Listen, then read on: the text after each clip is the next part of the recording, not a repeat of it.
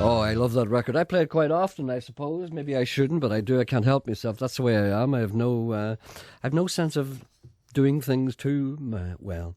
Anyway, that's a song called Jimmy Dean and Steve McQueen. That's by a fella called Julian Villard. Good morning. The number to ring if you want to contact this programme is 08459 555 678. The email address is jerry.anderson@bbc.co.uk, and the text messaging service is available for all you out there who consider that they need it. It's 08771. Mr. Coyle isn't with us today, alas. He's off attending the funeral of a relative, but he will be back on his own programme on Radio 4 this afternoon at the very late hour of 3 o'clock until 5 o'clock, during which time he'll probably fall asleep. A person sends me a message about Mr. Nolan. I don't know if I should read this out or not. It's from a person who lives and indeed works in Belfast, and says they work for a company called Reinforced Forks or Us in Belfast. Please play Chestnuts Roasting by an Open Fire for Mr. Stephen Nolan. This request comes from Liam, Robert, Linda and Joe, who make Nolan's trousers. And Willie Gregg was on this programme yesterday telling us about all the good work he's doing. Well, not the good work he was doing, but implied that the work he was doing. He said, thanks for your help today in giving my work with these orphans some much-needed profile. Had a great response to that, actually. People have warmed to Willie and realised that he is the genuine article. I've had quite a few phone calls and texts with several pledges of donations and assistance, and 2 new standing orders, which was just to put the icing on the cake. That's all down to you, thanks. It's not easy to raise funds these days. Apart from the 3 ladies who wanted to know if I was taken or not, and the disappointed nice guy, best call was from a fantastic lady who had 2 spoilt brats, as she put it, called grandchildren. Over the years, they had sent Santa long present lists to all the family, and even the lady who does for us, as she put it, with the names of exactly what they wanted and where it should be purchased, and always put the receipts in the box, and as always it was busted and returned, exchanged and forgotten about every year by mid-January.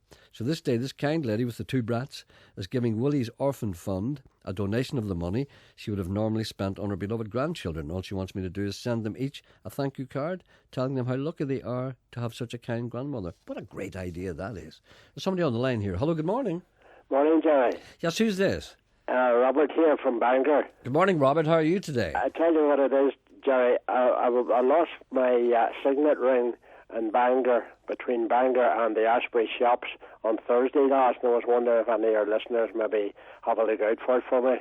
Well, we'll have a crack at that. I'm a senior citizen, you know, and it means a lot to me. It's my wedding ring, you know. How long have you had it? Oh, I've many years, Gerry, over 50 years.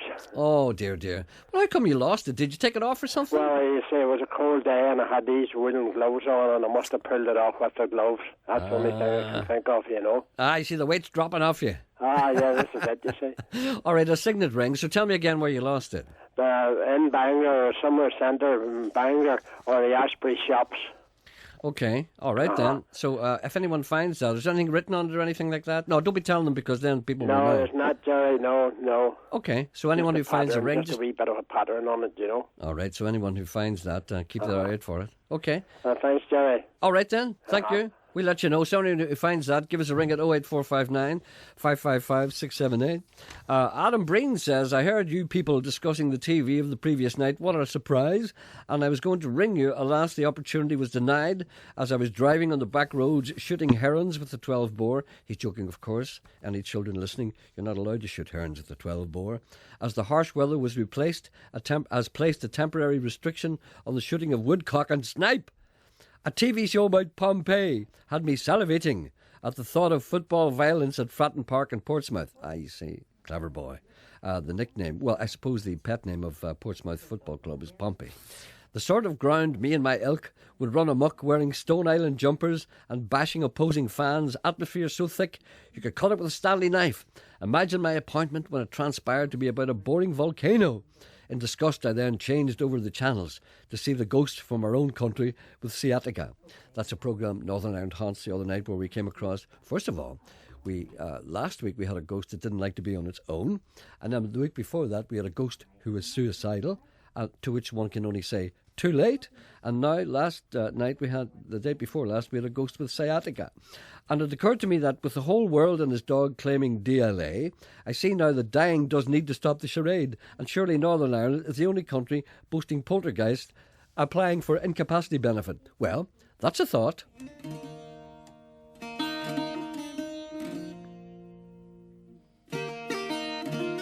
No ghost shall be turned away in the new munificent society.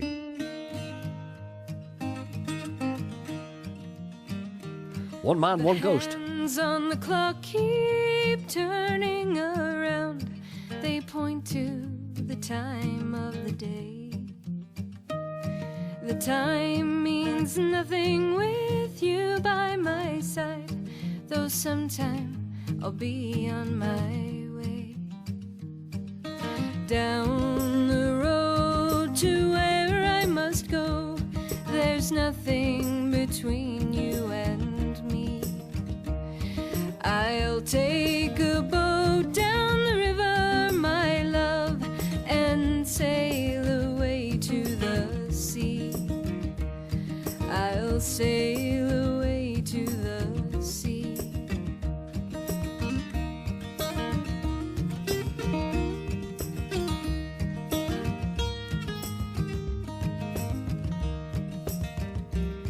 What will you take to remember me by? I've no money to buy you a smile. I can't say the words to bid you farewell, so I'll carry them with me a while. Down the road to where I must go, there's nothing between you and me. I'll take a boat down the river, my love, and sail away to the sea. I'll sail away to the sea.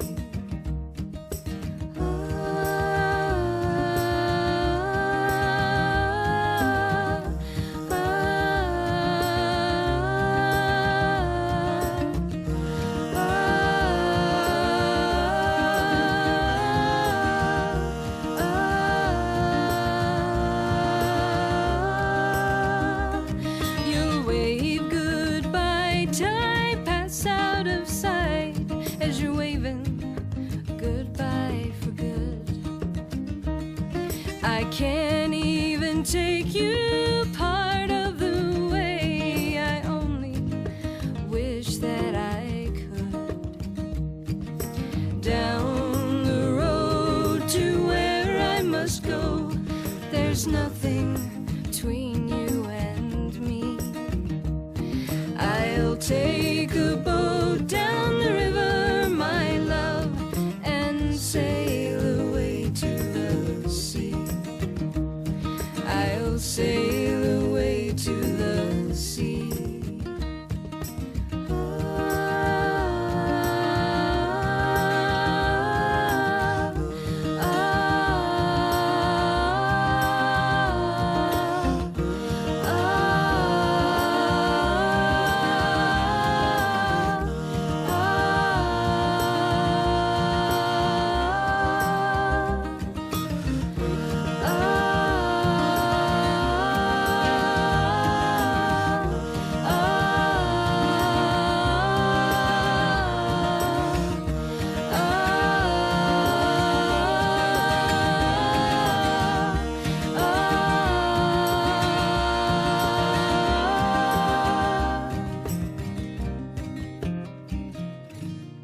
That's a great song. It's called Sail Away to the Sea, and it's from a band called The Once. I think they're Canadian.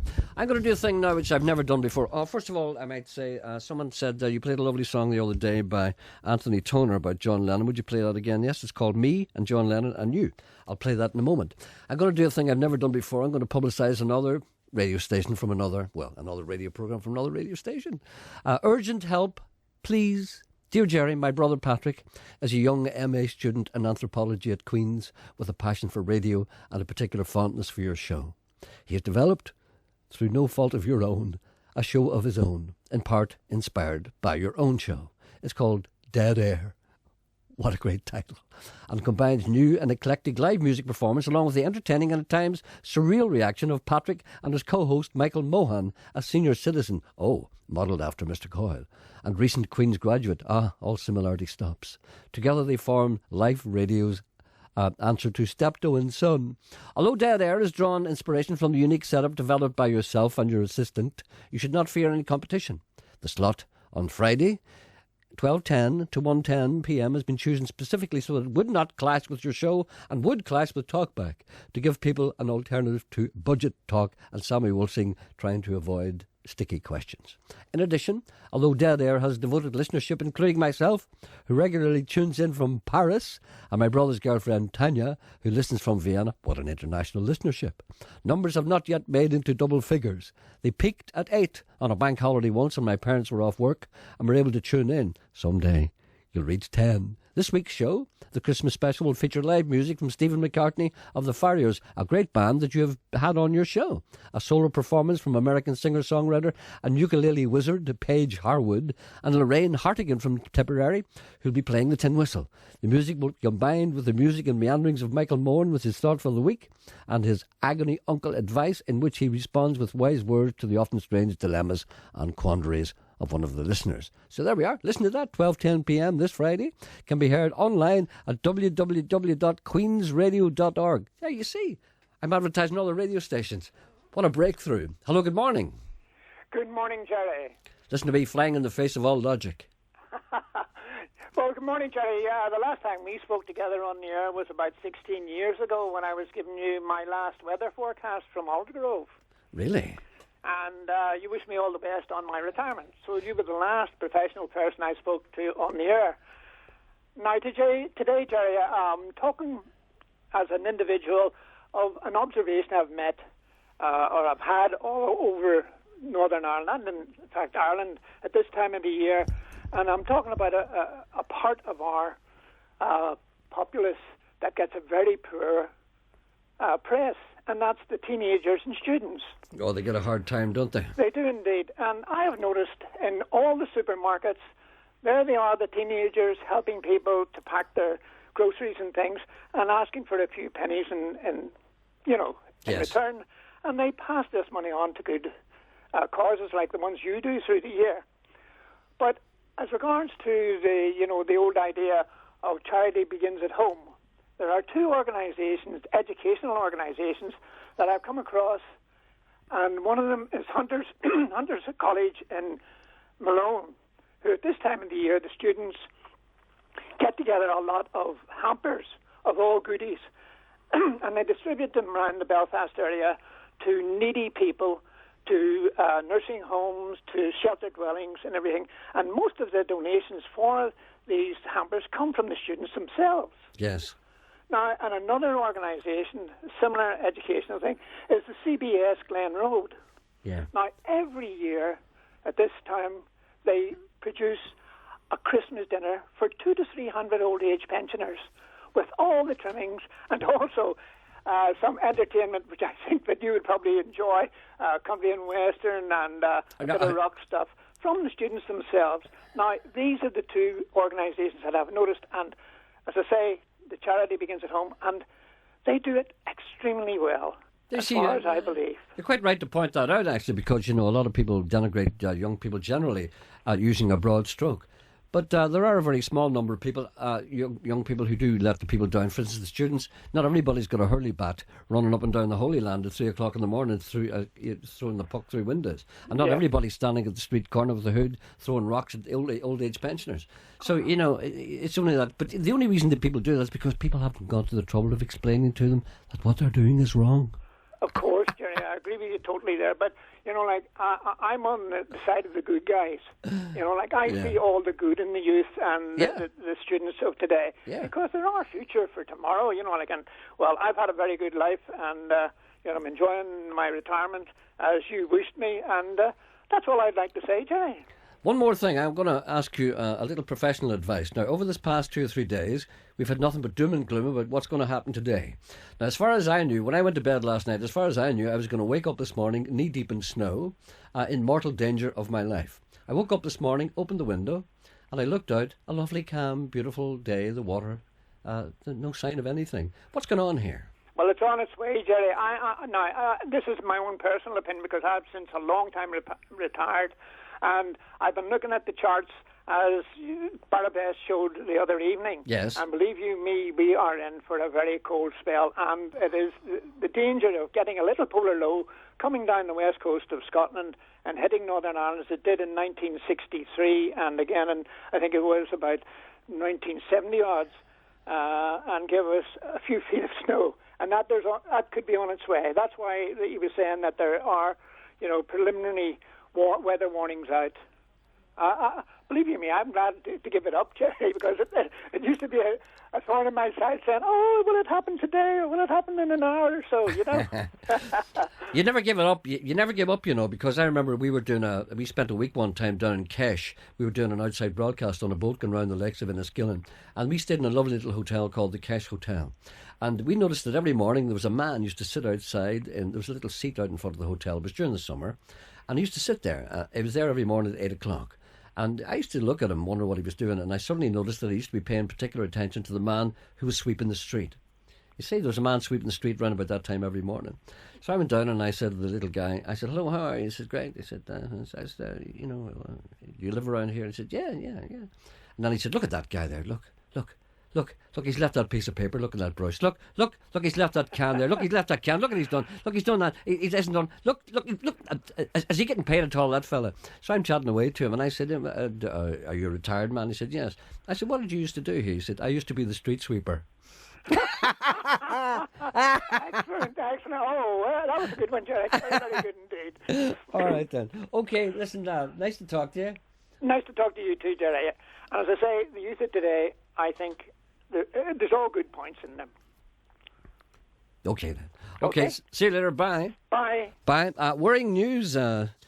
Rosie Ryan has contacted me, and due to the I suppose the premature celebrations for Christmas, she's realised that she's too much drink taken, and she's written me a letter whilst having drink taken, and I'm almost afraid to read this.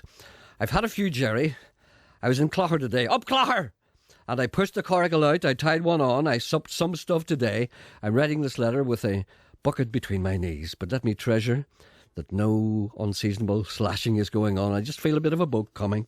My son, the fruit of my loins, Bon Jovi, went with me to Clogher. Up Bon Jovi! I fought two farmers in Mulligan's bar today and beat the stuffing out of both of them. I caught one of them looking at my skirt. How did I know he was blind? As I punched him, he kept shouting to his friend, "Who's hitting me? Who's hitting me?" Then Willie John stuck his big nose in and I broke it with a straight right up the hooter. When I left, Willie John and Ray Charles were lying in a bloody heap in the corner. Peace on earth to all mankind is the message. Up Christmas! Christmas abounds with imagery. The bright star, the three the three shepherds, the manager, the baby Jesus, gold, Frankenstein and two mirrors, and the voice from above, "This is my beloved cub, in whom I is well pleased." Big tears are running down my beautiful red face as I write this. How moving. I'm choked with emotion. Gerry, you're my bestest friend. Gerry, don't demur. You're the bestest friend a woman ever had. And in all the years you've known me, never a grope or a thistle or a fumble. Our relationship is not built on passion or lust. We've a planktonic relationship, Gerry. Up, Gerry Anderson! Well, the bucket on the floor tells me it's time to go. The bucket is nearly full and will require emptying. God bless you, Gerry Anderson. You've been like a husband to me. Always there when I needed to pour my heart out. I must go, Gerry. I'm starting to slide off the chair. May God keep you under his wing like a clocking hen until the time comes to don wings, white nightdress, and pick up your harp. Up Tyrone! Up Mickey Hart! Up Sam Maguire! Up a good tightener at Christmas! Up everybody! I is Rosie Ryan, slumping on her bed.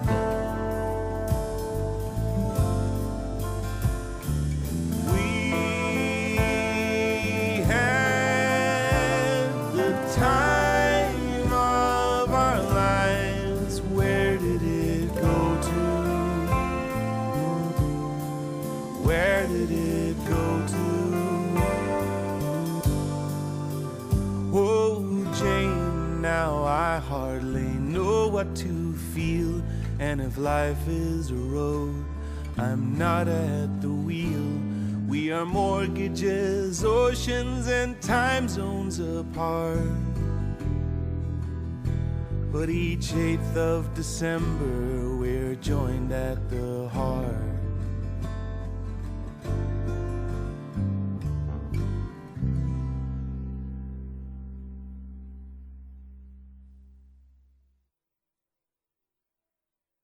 I wonder why that stopped. Oh, I tell you why it stopped, because I started it towards the end, as Ken has arranged that these songs start themselves. Hold on a second, I'll do this again, because people want to hear this song. It starts itself. It's what's called automatic playing. No room for the DJ. I am not irrelevant. Jane, you just brought me breakfast in bed on the morning. I heard that John Lennon was dead. The sails of Imagine went clean through the roof, and we lay down and wept for the death of our youth. Oh, Jane, in those days we still were in love, and with no hell below us to be frightened of.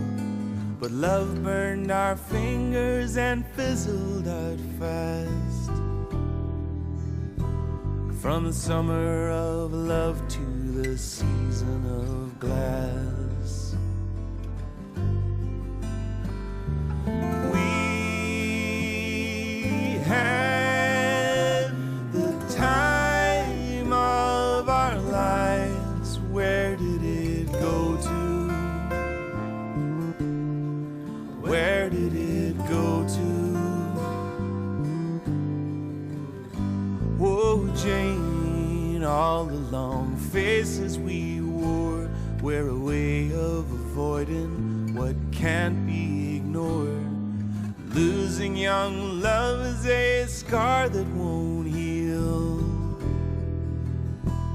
and another dead candle at Strawberry Field.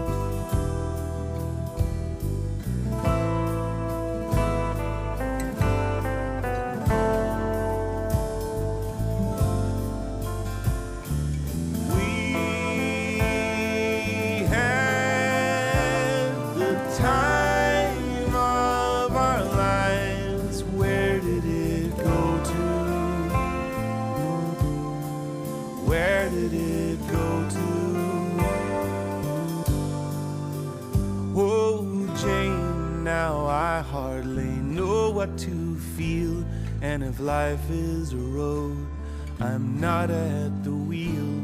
We are mortgages, oceans, and time zones apart,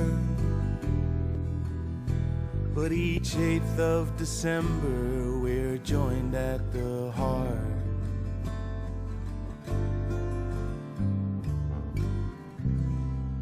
That's Anthony Toner, of course. That's a song called Me and John Lennon. And that's a new single he's gone out to mark the 30th anniversary of the death of John Lennon, of course. Please play a request for Andrew Mitchell from Ballymoney, who is 19 today. Do you have the Reverend Willie McRae's new CD, the song We've Got the Power? No, I don't. That's from all Andrew's friends from church. Sam rings appropriately and says, tell Robert, whom I was talking to check the finger of his glove for his lost ring. That's where I found mine. And Gerry, could you please wish Colin Fernie from Seaford a great 11th birthday from his granny Bridie? And have you no proper heavy metal? There's no such thing as proper heavy metal. Instead of band pipe covers, I'd like to see the Chili Peppers cover Slayer, wouldn't you? Please, can you play Christmas is a Time of Peace by Richard Finlay from the staff of Springhill House, Moneymore. With all these winter warnings and weather warnings, I only take necessary journeys. I've decided to heed them and bring my bag of grit, a flask of soup, shovel, high-visibility jacket and red triangle. You should have seen the look the bus driver gave me as I got on. You see, these people don't understand. There's a man celebrating the absence of Sean Coyle. And Gerry, would you play Seasick Steve? That's all for Stanley. Thank you. Happy Christmas. Also, I have to remind you about a gig, a band from Derry called Paddy Nash and the Happy Enchiladas. Very good band. They're having a Christmas party on Saturday, this Saturday, in the Nerve Centre, Derry Stoke Londonderry. Doors open at 9 o'clock. Only a paltry £5, as it says. The damage is a fiver. Other acts, The Hermits, Infamous on Time, the famous Junior Johnson, and Marty Logue, who's a great little singer. This is them. This will bring us up to the news at 11 o'clock, back at about 4 minutes past 11. Paddy Nash and the Happy Enchiladas. Last time I made you make me run away. helped you put the coat on my back. I stood there changing before your very eyes, and I swear you nearly had a heart attack. And although it's never stopped me from calling, for a time I nearly slipped off the edge. But the thought of your paper snow falling from the glass to the red window ledge. Done all my gambling, I've done all my drinking, I don't even smoke anymore. Would you take me back, take me back? On 92 to 95 FM and 1341 medium wave. This is BBC Radio Ulster.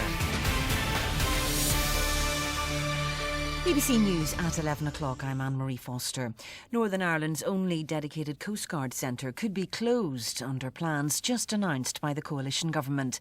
Under the proposals outlined by Shipping Minister Mike Penning, there will be just 3 24-hour Coast Guard stations in the UK.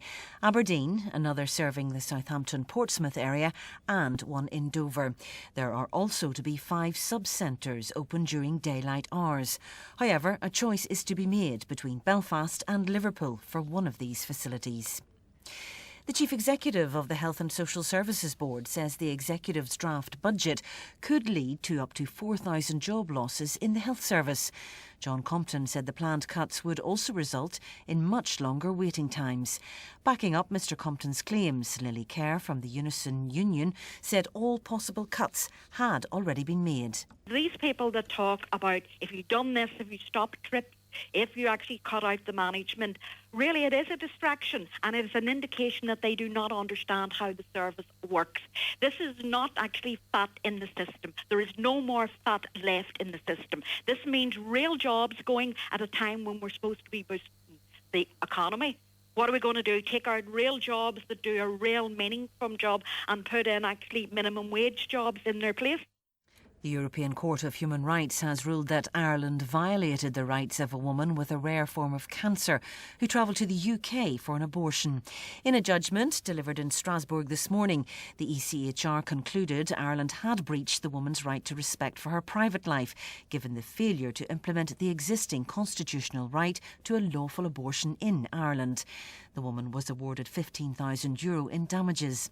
The court found that the rights of 2 other women who had taken cases had not been violated. That was the news, and now with the weather forecast, here's Angie Phillips. Turning much colder and icy in places as the day progresses and the northerly wind sets in, bringing temperatures down through the afternoon, probably to around 2 or 3 Celsius at best. Showers will increasingly turn to snow, especially across the north, and they'll become more widespread and heavy tonight. The wind will lead to a severe wind chill, also drifting and blizzards at times too. Conditions will become treacherous in places with some disruption likely. BBC News.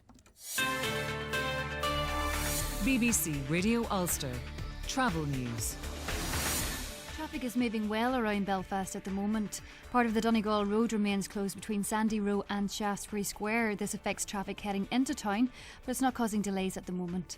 Elsewhere, the Carnmoney Road north in Newton Abbey is closed from 8 a.m. until 6 p.m. until Saturday.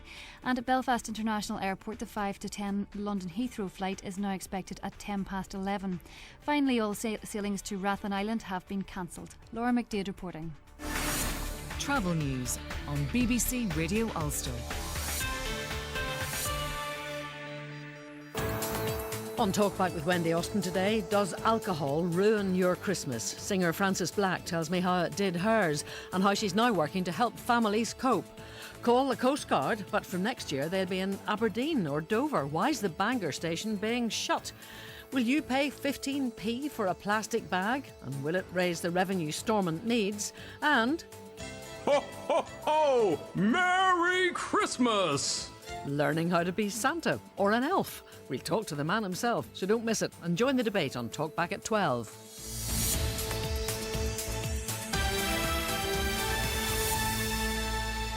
That's Santa, of course. As they say, hot foot from the North Pole.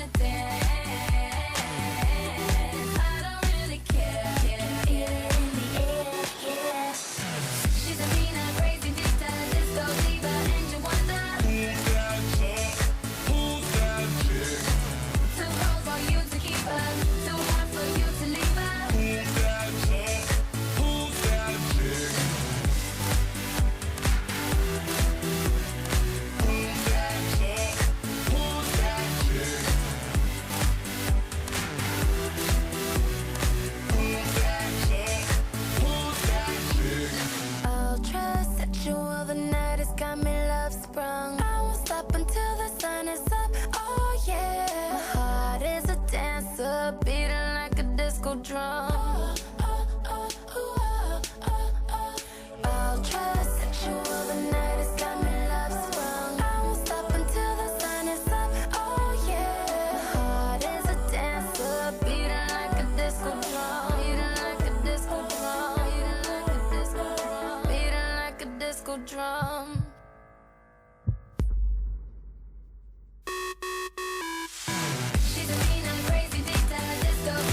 DJ Trap.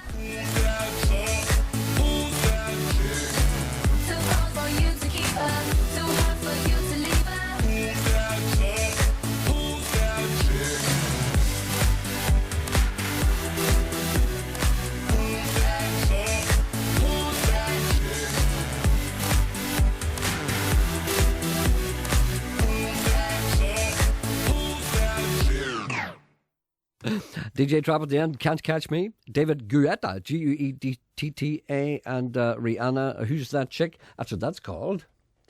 I was going to play this. Hold on a second. This will be a good one. A lot of requests for this.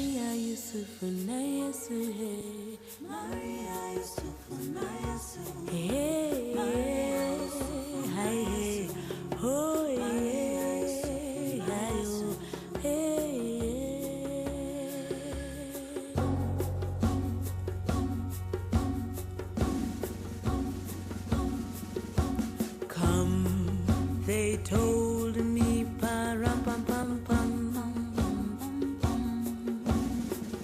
a newborn king to see,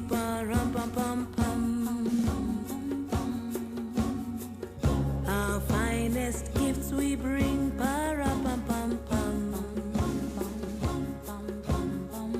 to lay before the king,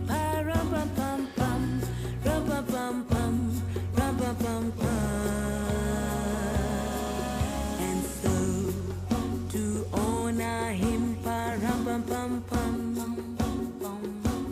when we come,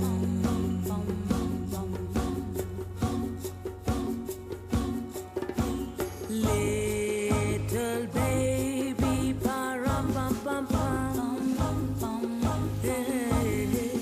I am a poor boy too.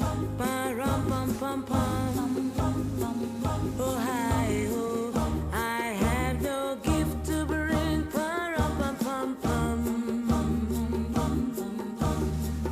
That's fit to give the king.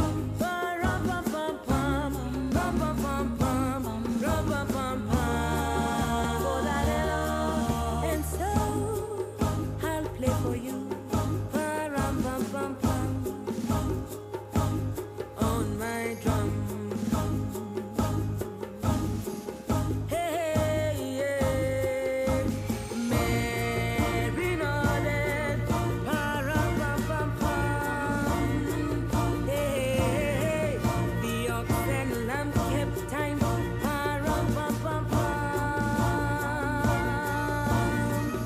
I played my drum for him,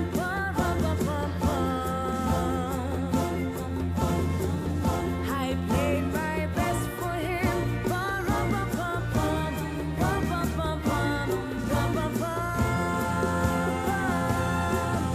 and then he smiled at me,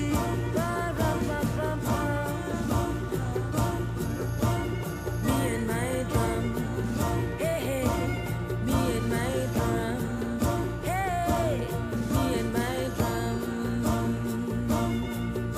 Maria Yusuf and Nancy, Maria Yusuf and Nancy, Maria Yusuf and Nancy, Maria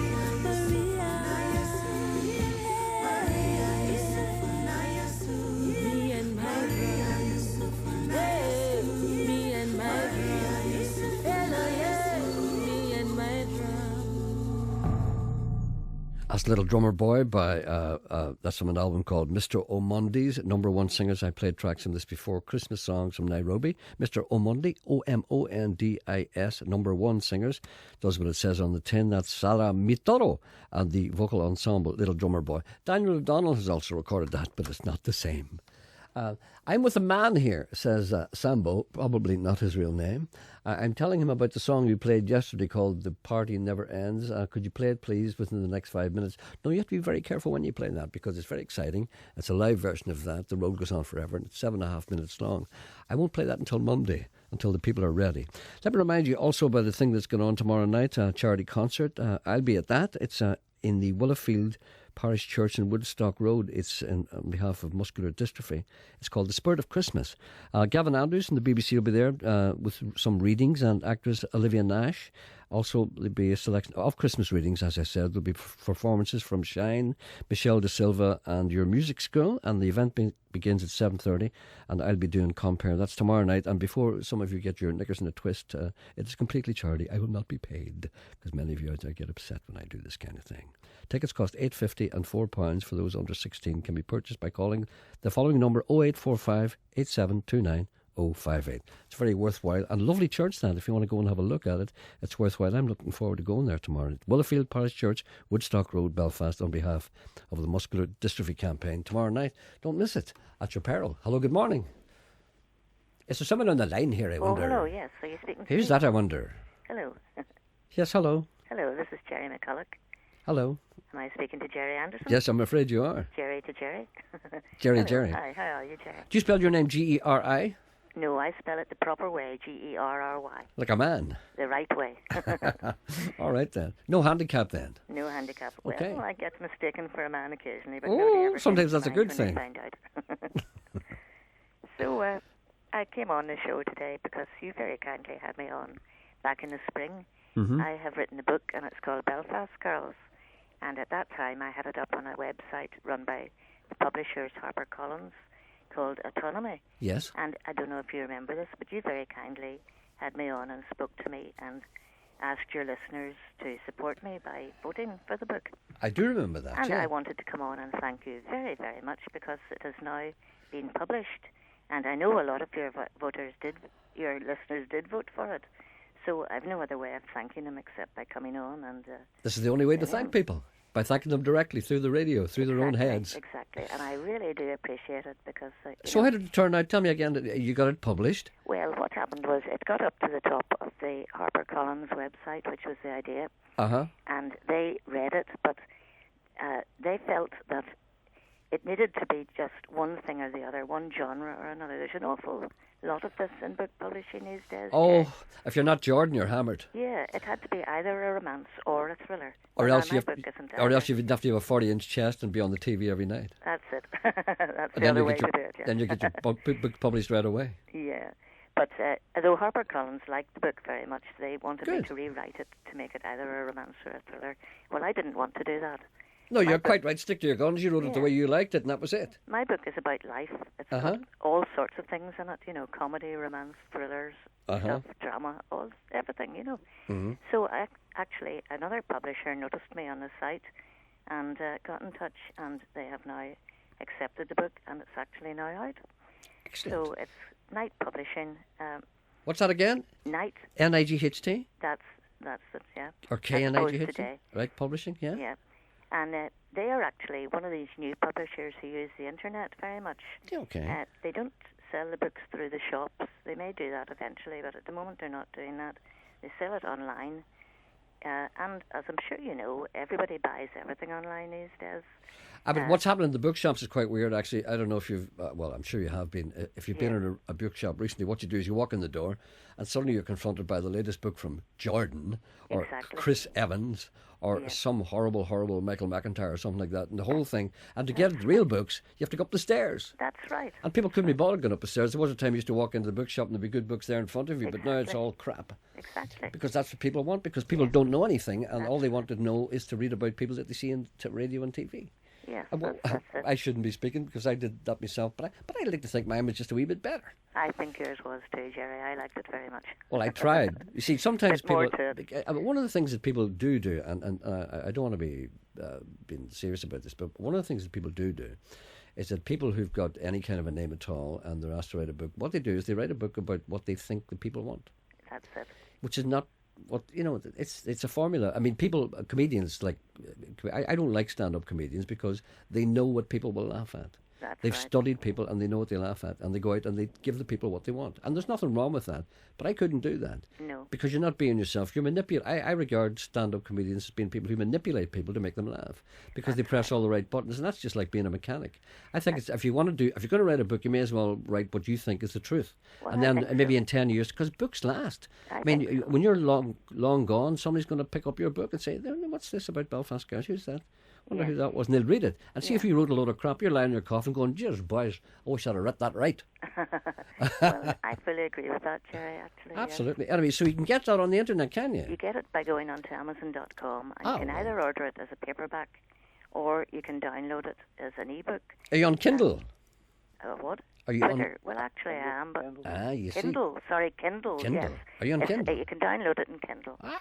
Anybody who's getting a Kindle or an iPad or any of these things for Christmas, I recommend a Kindle, especially the little Kindle is a wee bit small, I think. But there's another size that's kind of the same, slightly smaller than an iPad. But the Kindle that you get that's slightly bigger than the little Kindle, it's not all that much dearer, but it's well worth getting. I have it, and I wouldn't part with it for the world. Well, you'll be able to download Belfast Girls to it. Do you know what I'm thinking? I think I will be able to do that. I will be able to do it. Now, what's your name again? Gerry McCulloch. Gerry McCulloch. And the book is Belfast Girls. What's it about anyway? Right. Well, I wondered if you were going to ask me that. Do you know, a lot of people have interviewed me and I've never really got round to what the book's about. I know it. It's about 3 girls growing up in Belfast, and now they're different religious backgrounds, which is a deliberate thing. You know, it brings the whole situation here into it. It starts off at the very end of the Troubles when they're children, and for a few chapters takes you through that. But then they grow up. One of them becomes a supermodel. Another one has a boyfriend who's involved in drugs and stuff, and gets sucked in by him into some sort of crime stuff. Yeah. And another one has what you might call a spiritual awakening, meets God. Well, the first one sounds like me. All the 3 different girls, and their stories intertwine, and there's a lot of exciting stuff happens in it, some funny stuff, and some, I think, quite serious stuff. And I hope you haven't written it in Belfast accent, have you? Have you? Yes, well... I hate that. All the way through? No, I've written it in a way that most people can read, you know, in America and everywhere else, without wondering what on earth is that. There's a Belfast... I think you should only use Belfast accent when people speak. Well, sometimes people write books and they write it in I don't write it down because I think people That's read it in their own accent, don't they? Yeah, and exactly. if it's written in standard English sort of thing. Okay, listen, we'll keep an eye out for that. That's Belfast Girls, Gerry McCulloch, Amazon.co.uk. A stocking filler? Sorry? A stocking filler. Well, listen, when you say Amazon.co.uk, unfortunately, it's not on it yet. It's still on Amazon.com. Oh, .com, that's the American version, however, is on .co.uk. Okay, so and try the paperback will be in the new year. All right, then. Well, best of luck with you, Gerry. Thank you very much Gerry. indeed. I really appreciate you having me on. Not at all, appreciate it. And that was a lovely song you were playing just before I came on, by the way. Wasn't it nice? Wasn't it nice? Love it. Little Drummer Boy. You don't listen to Daniel's version of it. That was a much better one, yeah. You'll have your head in the oven. Okay. Thank you very much. Thank you very much. Bye-bye. Bye-bye. Speaking about that, now, over the past couple of weeks, I've been doing so many bits and pieces in various places all over Northern Ireland with a friend of mine called Sean Donnelly, and I've written little pieces and read little pieces of things that I've written, and people have been asking me over the course of this last couple of weeks, why don't you do these on the radio? Well, I might do 1 or 2 of them today, actually. These are things that haven't been published. These are things that I've written, that aren't actually available. And there's one in particular, but there's someone else on the phone. I'll tell you about it later. Hello, good morning. Good morning, Gerry. Is it me that you want to talk to now? I think so, yes. Well, that's good, because I'm down to have a wee chat with you. All right. My name's Valerie Beattie. Yes, Valerie. I come from down here near Ballycarry. Do you know Ballycarry? I think I do, you know. Because a lot of people don't know it. They say to me, that's a name that I see in the front of a bus, but I've no idea where it's going to. Did I go down to some kind of Ulster Scots kind of a school down there? Yes, that's it. You've got it. That's it. And I belong to the Community Association, who partly runs the Ulster Scots thing, the big festival we have. But this is something entirely different that we've been doing now. I think this is 26 years. And I've spoken to you about this before. It's our open-air nativity play. Yes. That we have. Now, it's this Sunday night. That'll be the 19th. 7 o'clock in the Village Green. And it is a cracking way to start your Christmas because we've got the live animals there. Our little donkey's called Thistle. He comes from Ballygally. and he makes his way to bring, that's if he's not snowed in. He got snowed in last year, and Mary and Joseph had to walk to the stable. But we're hoping that Thistle makes it this year, and with the local villagers have built a stable, and the children, with loads of angels, loads of wise men, loads of wise women, and it's a lovely way to start your Christmas. Muckramore and Silver Band play the carols, and it all only lasts about half an hour, and it happens whether it's raining or snowing, because for us in Ballycarry it's the real meaning of Christmas. Yes. So if you live anywhere near it, it would be lovely if you could come. We take a wee collection up for a little boy that we sponsor from Bolivia. Okay. And it really is nice. And we've got a bit of crack as well with the kids. All right. You know, it's nice, but everybody wants to be Mary, of course, to get riding on the donkey. Everybody wants on the donkey. We're always a bit stuck for Joseph. Nobody wants to be a carpenter. Nobody wants to be a carpenter. And we'll have to be sure that Joseph... There's no work these days. ...likes the Mary, you see. We need to be... Mary's easy. Mary's easy. Every little girl wants to get on this donkey. But no, Joseph's not so keen in walking beside. No, too much heavy lifting with Joseph. Well, tell me where this is again and when. This is in Ballycarry Village, on the village green, 7 o'clock at night. When? Sunday night, this Sunday night coming, which is the 19th, this Sunday night. I hope you're not snowed under. Well, I hope not. I have a feeling there's going to be no snow at all. Well, I hope not. I took on board what you said about waking up this morning. I thought I was going to waken up. I mean, we're down here in the outback, but so far... You're down Indian territory. Yeah. Stagecoach goes through twice a day. But I'm hoping that it's... No matter whether it snows or not, we'll try and make our way to the stable. Okay. Gerry, thanks very much. Okay, and bye. Have a lovely Christmas. Thank you. Enjoy Happy your Christmas. Show. Bye for now. Thank you. God bless. Bye. We're talking to Gerry there about bits and pieces, and I was saying that some people contact me and ask me if I would do one of those wee things. I think I'll do one of them now, actually. This is from a book which hasn't been published yet. I've been writing it this last 6 months, and I'm nearly finished, but I don't know. It's a strange thing. It's kind of autobiographical, and it's quite interesting, I'd say, for people of a certain bent. I'll just read this. It's not too long. It's about me, and I'm in New York. I'm the person on this, so I'll just read this. It's August 1973. I'm in a hot New York. I'm 25 years old and sitting in a run-down downtown hotel room with a large hairy man who is wearing a tall, battered white Stetson hat, a slightly soiled grey vest, the pants of a dress suit, and a pair of snakeskin cowboy boots. From his face hangs a full beard, black as a pirate's heart. He is smoking a thick Cuban cigar, the stinking issue of which is poutingly fashioned into delicate smoke rings that are expertly directed towards a naked light bulb that glows dimly and hangs above. A challenging enough target, considering that the bulb sways sickeningly due to the warm waft of a chugging air conditioner stuck on stun. Urgent sounds come in from the street through an open window opposite which I can see a sign advertising orthopedic shoes for women. There is no natural air. Humidity feels total, and I breathe with difficulty. An overactive television set resting unsteadily on a wooden stand in the corner of the room is attached to the flaking plastered wall by means of a sturdy chain.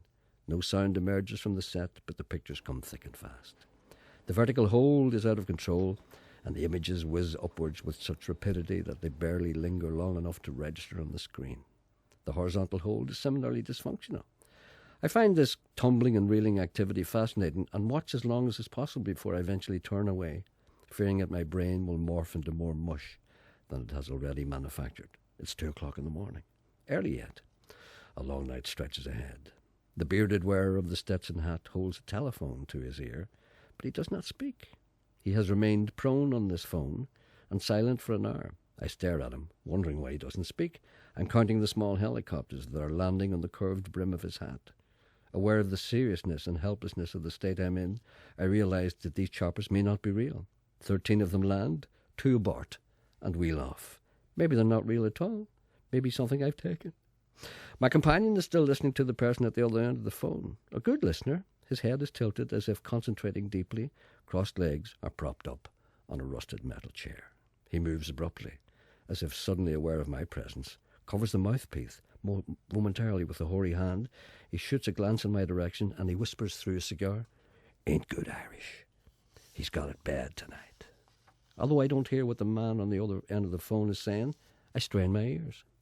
This is because I long to hear the sound of this other man's voice. You see, I know to whom that voice belongs. Furthermore, it is indirectly because of that voice that I sit in this room tonight, spooked by a silent rogue television set, staring at a hatted, bearded, raddled cowboy wearing a dirty grey vest and snakeskin boots. I strive to hear because I know that the man on the other end of the phone is Bill Haley.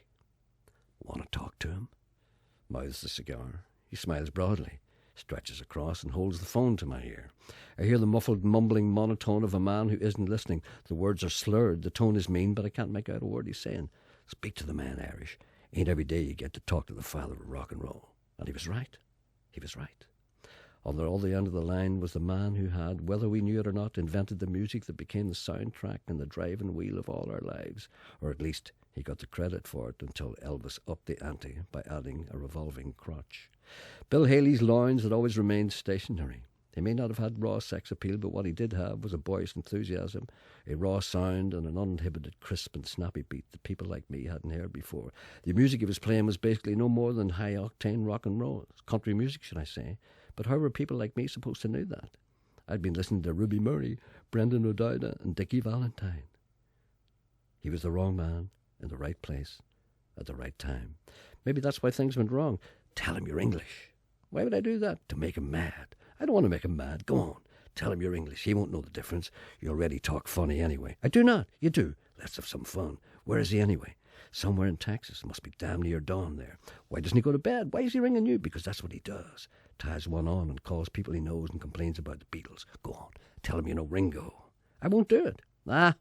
If only the impressionable and acne-scarred lumpen proletariat who all those years ago had streamed from the rodent-infested city cinema in Derry, spontaneously jiving with each other to the lingering traces of Bill Haley's music in their sticky-out ears, defying the sterling efforts of the spectacularly uncool Royal Ulster Constabulary to clear the road of wild-eyed Fenian dancers in order to facilitate the passage of sparse traffic on that Monday night. If only they could see me now, being urged to make fun of their hero. How swift and lethal would their retribution be? Go on. He really hates the Beatles, claims they screwed his career. His brain is tattooed with resentment. But it was Elvis who messed him up. Everybody knows that. Yeah, but he won't buy that. Seems to like Elvis. Won't hear a damn word against him. Blames the Beatles 100%. They're easier for him to hate. Limeys, long hair, karma, all that love stuff. It ain't his way. He's a country boy.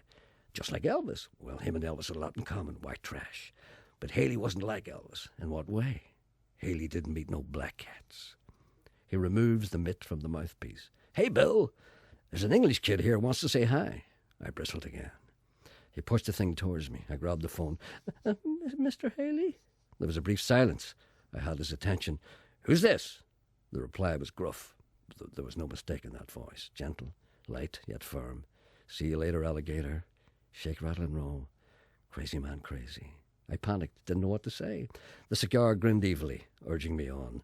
The wrong words flowed. I'm Irish, not English, but I'd just like to say that I've always loved your music, and I'm sorry that you're not happy anymore and you drink too much and I hate the Beatles too. I was beat Judas Iscariot. Before I realised what I was doing, I'd hung up the phone.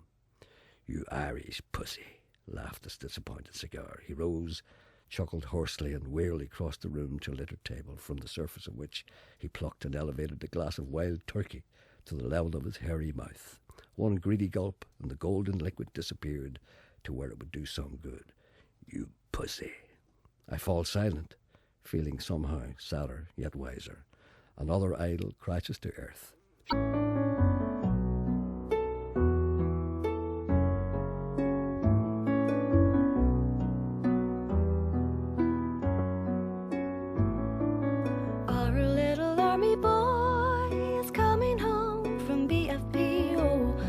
A bunch of purple flowers to decorate a mommy's hero.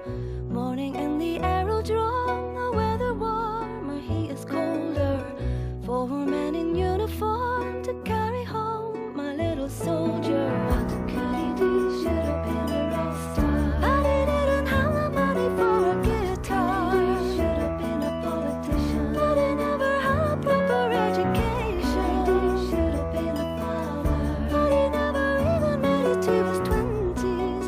What a waste.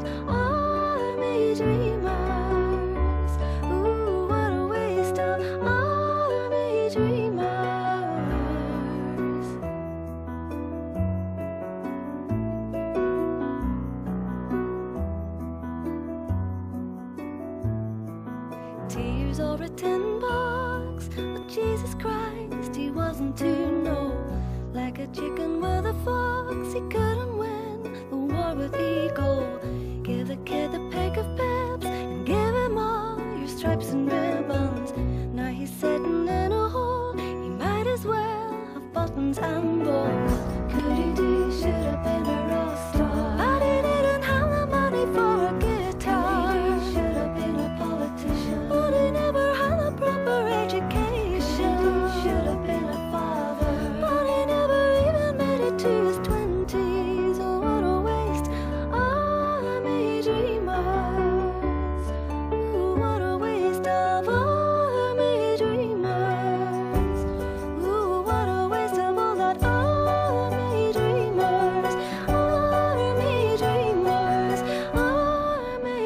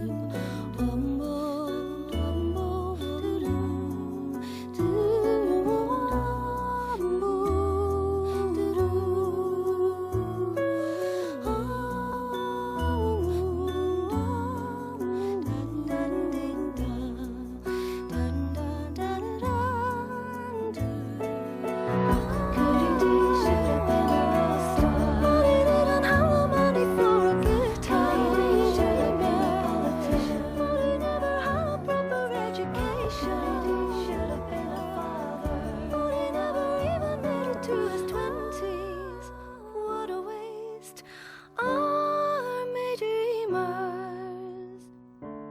Ooh, what a waste of army dreamers. None of your Kate Bush at all. That's Mary Dillon from Dungiven. Army Dreamers. Isn't that spectacular? The book we were talking about earlier by that lady Gerry, Lady Gerry McCullough, the book may not be available in ordinary book form on amazon.co.uk, says Bobby Foster, but it's available for download to your Kindle. And if you've not got a Kindle, ask your parents or indeed your son to buy you one, because a Kindle is the only way to go. I have one upstairs and I wouldn't be without it, to be honest with you. It's fantastic. I've got about 80 up to 100 books on it at the moment, and that's only me started. I'm downloading it now. Great reviews on amazon.co.uk. That's that young lady who wrote that book called Belfast Girls.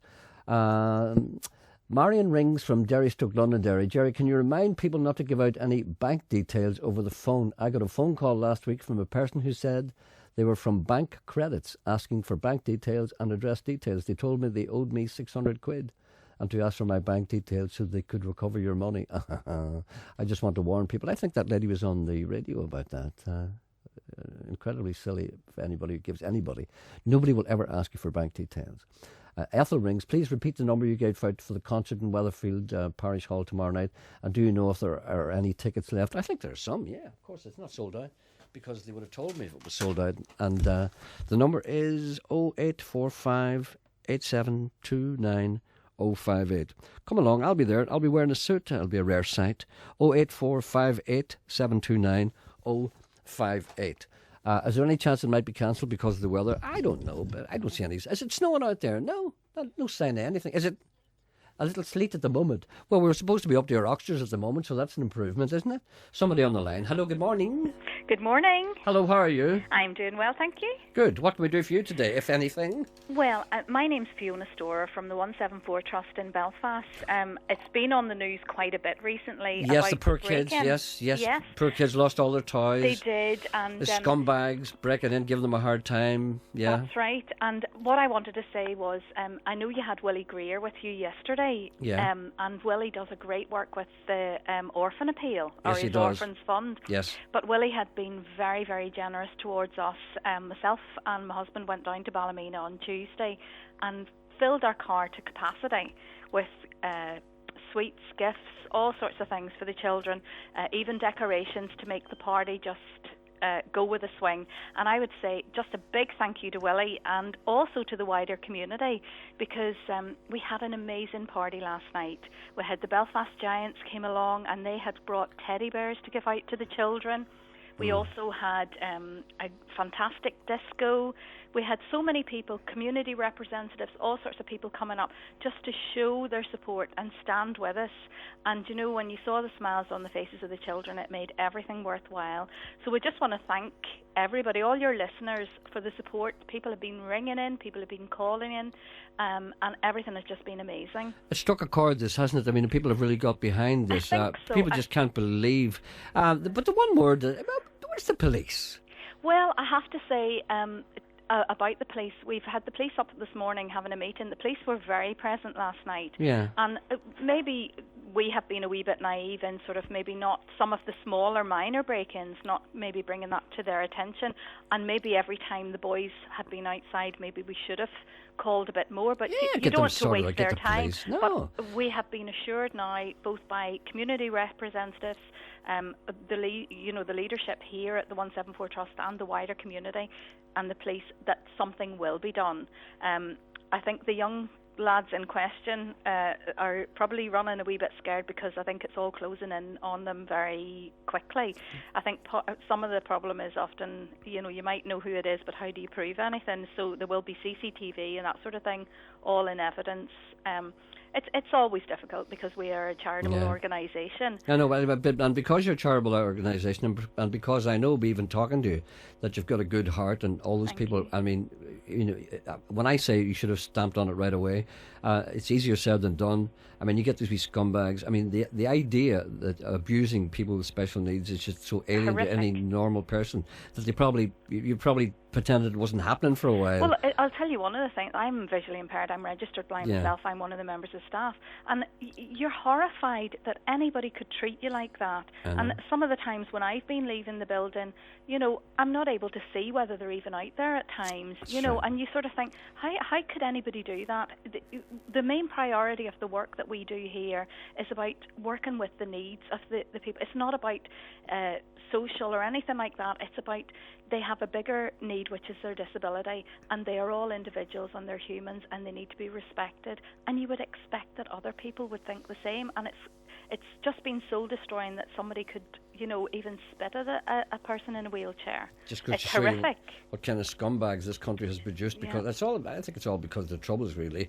People became brutalised and less than human. Some people, very small minority, because they weren't used to abiding by the law, and then it became a way of life. So anything is fair game to them. I think they think they're above the law. Yeah. That's well, you the see, thing. And they're young people. And the law used to have better things to do.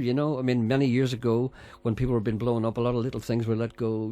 That's right. Do you know what I mean? That's so right, so people get used to getting away with stuff. Anyway, but the hopefully message we really want to say today is thank you, a really big thank you. And some of the papers and even the TV, I think, reported on it last night, so you could see the children having a fantastic time. And what we just want to say is a really big thank you to everybody who has supported us, whether they've supported financially or just stood by us. And we really, really appreciate that, Gerry. And a particular thanks to Willie Greer and the Orphans Fund. Well, he's a saint. Oh, he's a wonderful person. Saint Willie. That's what I would call him. He's the loveliest man you could hope to meet. I know. The most genuine. I know. If everybody was like him, we would. Oh my goodness! He phoned last night. And even as he's speaking, and I'm telling him about the party, you can hear him choking up because his heart is so much for doing good. And the one thing that I can say about this whole experience is there are some wonderful people out there. There is a small minority of bad, but there's some fantastic, wonderful people. That's what so makes it thank you worthwhile. very, very much. Not at all, thank you. Thank you, bye. Okay, bye. That's a good news story. And now, just when you thought it was safe to go back into the water. Over yonder in the great. Of course, that's the wrong one. This will be the most horrendous thing you'll hear this Christmas.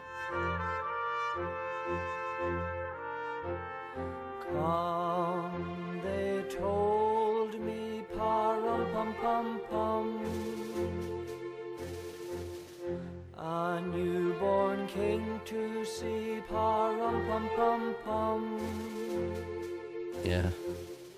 Our finest gifts we bring, pa-rum-pum-pum-pum, to lay before the King, pa-rum-pum-pum-pum, rum-pum-pum-pum, rum-pum-pum-pum. So to honor him, pa-rum-pum-pum-pum, when we come.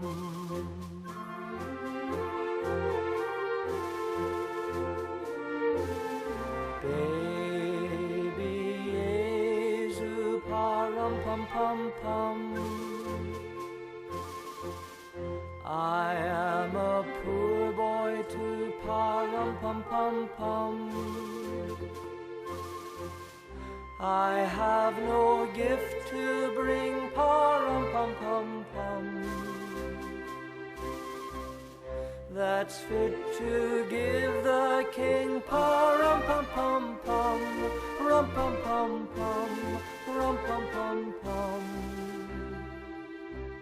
Shall I play for you, pa-rum-pum-pum-pum, on my drum?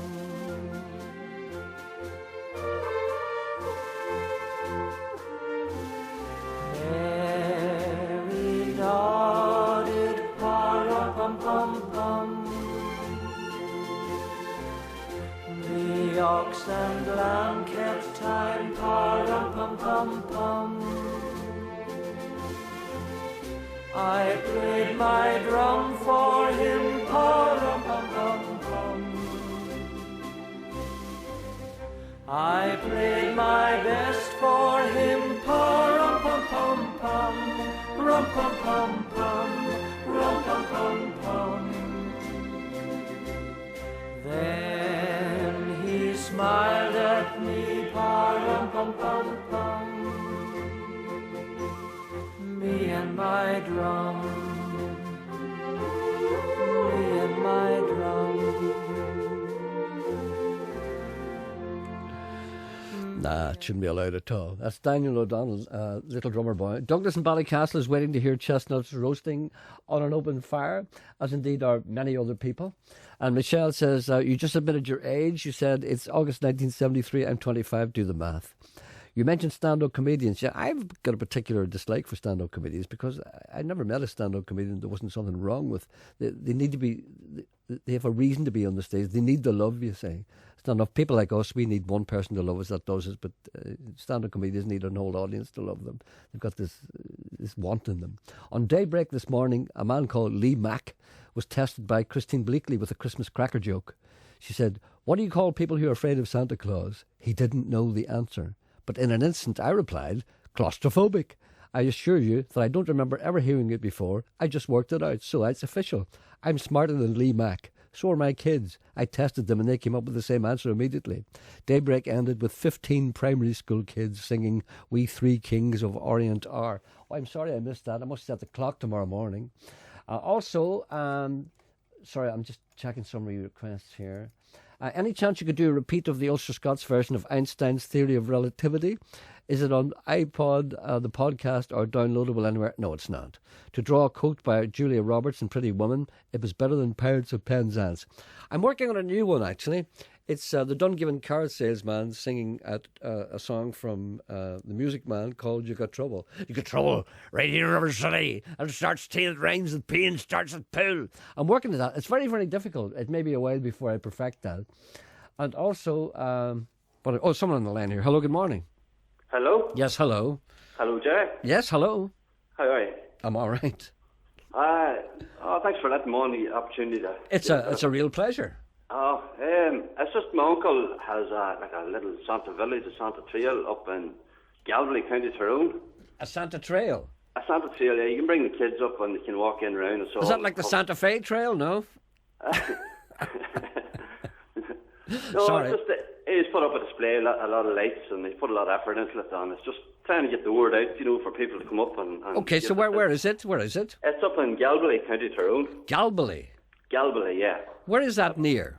It's be outside Dungannon, heading for Pomeroy direction. Pomeroy? Yeah. Okay, and it's what has he got there? Is there any elves, any reindeer? What has he got? It's all the necessities for Christmas that you'd want.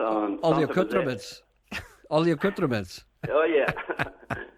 All right, so when did he open?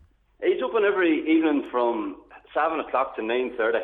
Is it dear to get in? Oh, it's donations. It's free to come in. Oh, donations. Oh, that's okay, so you give whatever you like. Yeah, it's to raise money for the Paddington Day School, Play School in Galway. Oh, sorry, I didn't realise that. Did you tell me at the start? I didn't. I thought it was a commercial operation. No, I'm sorry.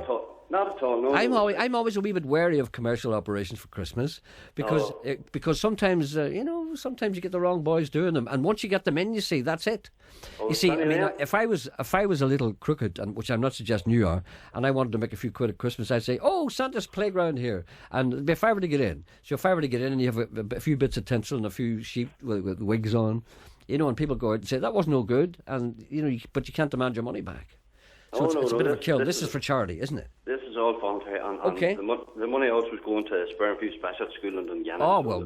We're going to split whatever. Okay, well, long may the people flock to it. So how long is it going to be open? It's open until the 23rd, every evening until the 23rd. Okay, then. And it's at the weekends. This weekend it'll be open from 6 till 9:30 every night, and Santa will be there himself. So Santa will be present. He'll be there. Well, that was a real coup to get Santa because he doesn't show up before Christmas for any small reason. So he obviously thinks it's important. Oh yes, all right, then. So he's set aside a few days for this now, and he's supposed to be. He's going to bring snow with him too. So I think he might, because wherever he goes, the snow follows. Yeah, well, sleet precedes him, and snow follows. Oh yes. All right then. So that'll be a good night. Okay, thank you. That's great. Thank you very much. Bye. Bye. Bye. Bye. Posture and suck in your gut. You need to pull back your shoulders and tighten your butt. Yeah, come Comanche, Comanche, Comanche, come out. If you want to have cities, you've got to build roads. You need to find some new feathers and buy some new clothes. Just get rid of the antlers and lighten your load. Yeah, come Comanche, Comanche, Comanche, come out. Yeah, if you want to have cities, you've got to build roads.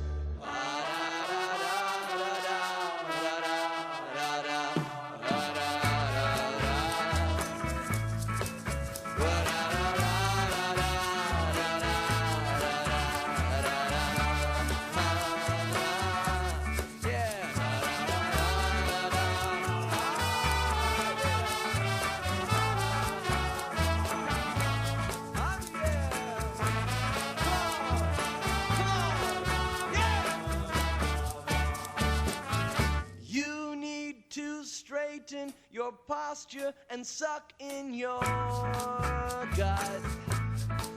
You need to pull back your shoulders and tighten your butt. Yeah, come Comanche, Comanche, Comanche, come out.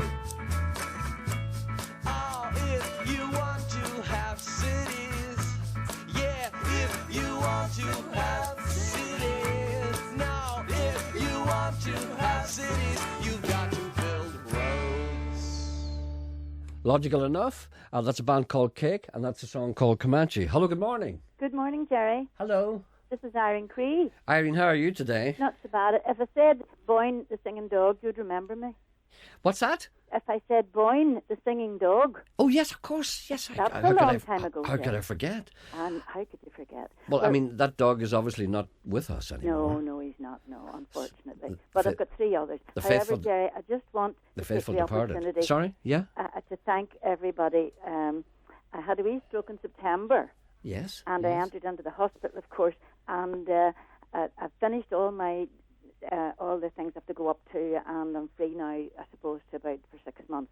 And I just want to thank, through your programme, the Ulster Hospital, because they were marvellous. They were just a bunch of angels, every one of them.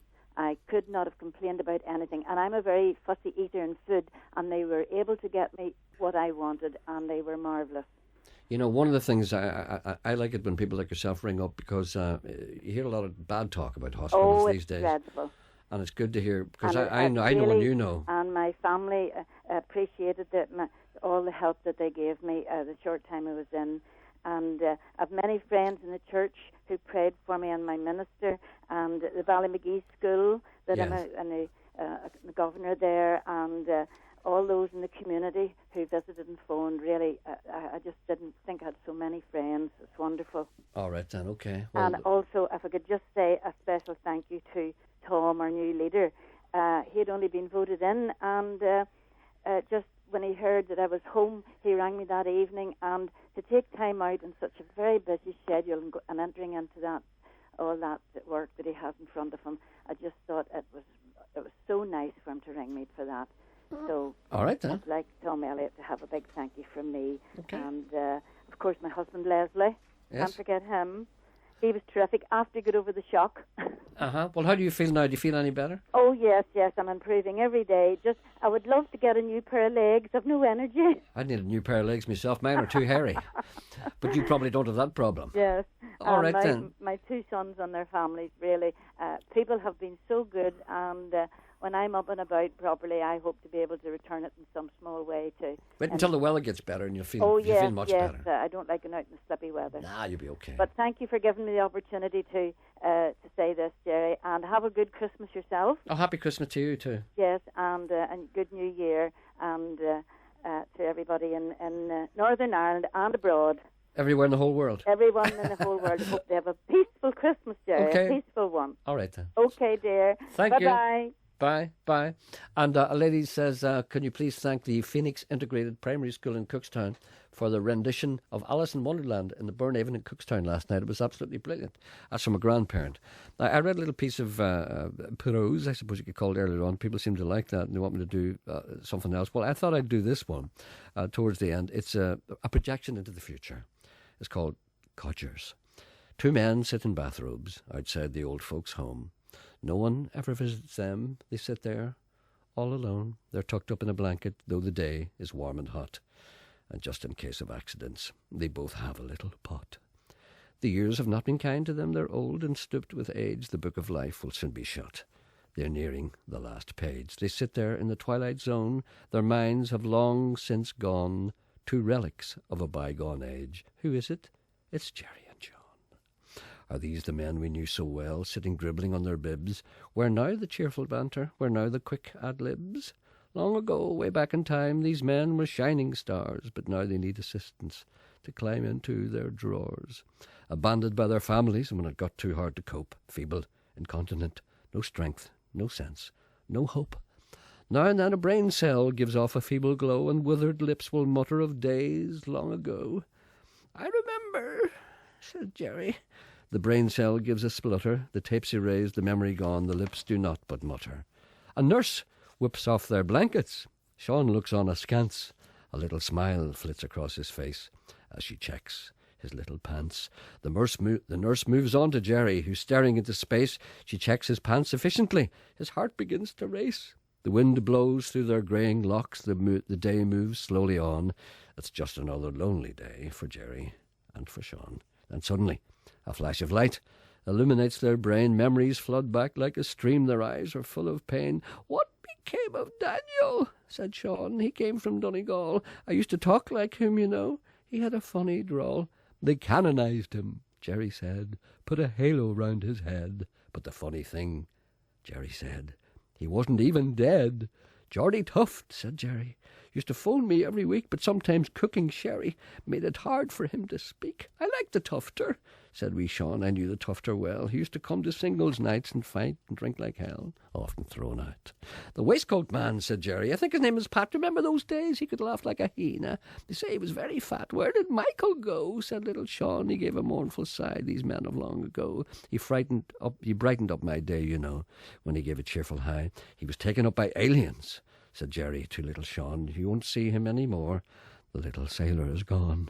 How the letters, the emails that I used to get each day, and the last I heard Bon Jovi had broken out and ran away. To Clocher, Sean slowly got to his feet and took up a fighting stance. "I've got a bone to pick with you," he said, hitching up his pants. "You didn't treat me well, you know. When I was on your show, you treated me like something you'd find inside a pole, or alternatively, sticking to the sole of your shoe." "It was just an act," said Gerry, to lead the punters on. "Now watch your angina. Sit down there, Sean." Sean fell back into his chair. A tear came his eye. "Janet never visits me. I really don't know why. She works for Stephen Nolan now. She doesn't mind his size. She cleans his awards with Brasso, runs and gets him pies." "What became of Geordie?" said wee Sean. "Sometimes he'd be rude. He's in the Priory Clinic," Gerry said, "addicted to Jay's fluid." The two sat close together, staring at the setting sun. Sean gave a giggle. "There's a man for you on one." By now their minds had wandered. They didn't know their names, two burnt-out stars in their twilight years. It's sad, it's crazy, it's a shame. Away off in the distance, a small bird sang so sweet. They sit there wearing dressing gowns, carpet slippers, on their feet. The wind blows cold on young and old, and twinkling stars appear. They huddle close and give a sigh, and shed a little tear. Two nurses wheel the relics in without a kindly glance, to spend another sleepless night in a pair of damp pants. Don't worry, folks. It's just a poem. Don't waste no tears or prayers. With the money those two are raking in, they'll end up millionaires.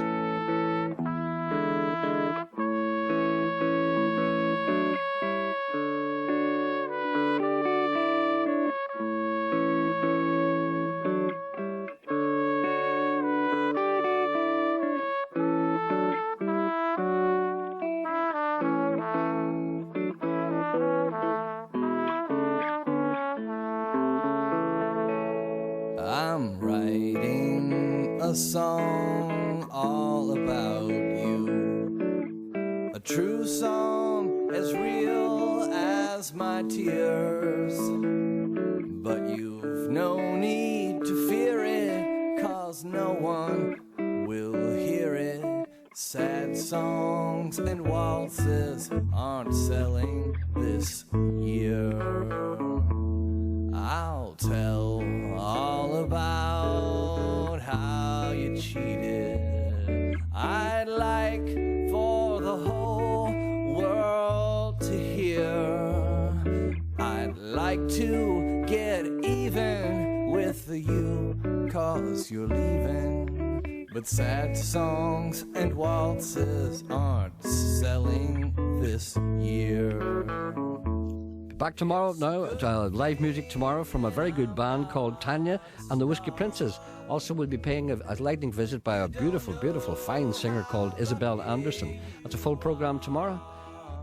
This will end us up. Back tomorrow at 10:30.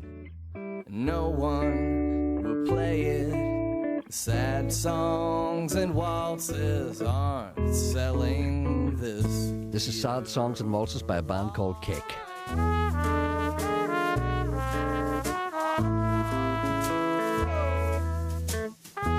Sounds like a show band.